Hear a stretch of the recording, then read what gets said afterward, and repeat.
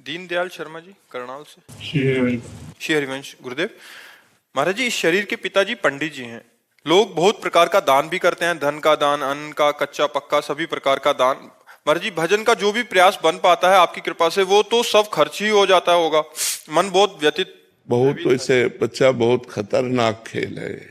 अब ब्राह्मण लोग तो करते ही हैं ब्राह्मणत्व का, ब्राह्मण का कार्य है अध्ययन करना, अध्यापन, यज्ञ करना, यज्ञ कराना, दान लेना, दान देना, ये सत्कर्म ब्राह्मण के हैं।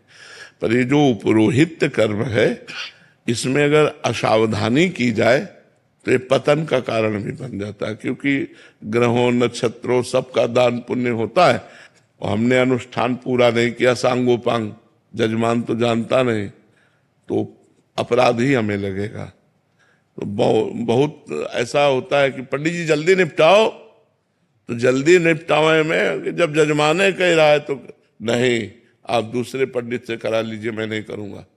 जो सांगोपांग शास्त्रीय अनुष्ठान है वही करूंगा और उसके अनुसार जो आप भेंट दे देंगे वो ले लूंगा।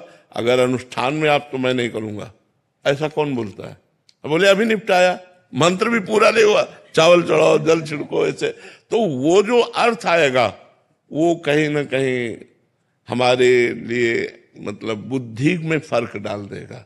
तो जो पांडित्य कर्म में धन आता है, इससे लोभ प्रवृत्ति और बढ़ती है।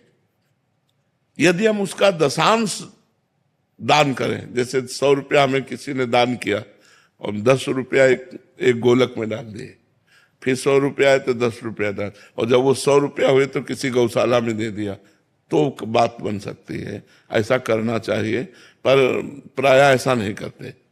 तो हमें लगता है अगर उपरोहित कर्म करे तो सांगोपांग अनुष्ठान करे और जो दक्षिणा मिले उसका दशांश भगवत कार्यों में खर्चा करे। खुद भगवान का उत्सव करे, संत समागम करे, संतों को भोजन पावे, गौ सेवा करे, ऐसे धर्मार्थ कार्य करने चाहिए, तो नाम जप में उन्नति होगी।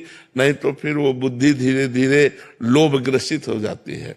ऋषि मुनि सब अनुष्ठान कराते रहे हैं और ये ब्रह्म ऋषियों का कार्य है करवाना, पर वो अनुष्ठान में चूक कर देते हैं कि जो अनुष्ठान जितना जैसे होना चाहिए सांगोपांग नहीं हुआ, हमने दक्षिणा ले ली, तो वो दक्षिणा हमारी बुद्धि को दूषित कर देगी। इसलिए बहुत संभल के। जैसे कच्चा अन्न भी आता है और धनराशि भी आती है, तो धनराशि तो चलो आपने बताया ही है, उसमें से हम कच्चा अन्न भी आता है, पक्का। हाँ, तो रोटी बनाओ, 5 रोटी निकालो, 1-2 रोटी छत में तोड़ के डाल दो कौवा के लिए, 1-2 रोटी गाय को खवा दो, 1-2 रोटी कुत्ते को खवा दो, हो गया। जैसे हम उसका विभाग करते, 5 रोटी बनाओ, जहां 50 रोटी बनती 5 रोटी निकाल लिया, 1 पक्षियों को डाल दिया, 1 कुत्ते को डाल दिया, 2 गाय को पवा दिए, और कभी कोई संत महात्मा अतिथि आ गए उनको पवा दिए, ऐसे कर दिए। करना चाहिए, उसका हिस्सा बांटना चाहिए, आए हुए दान का हिस्सा बांट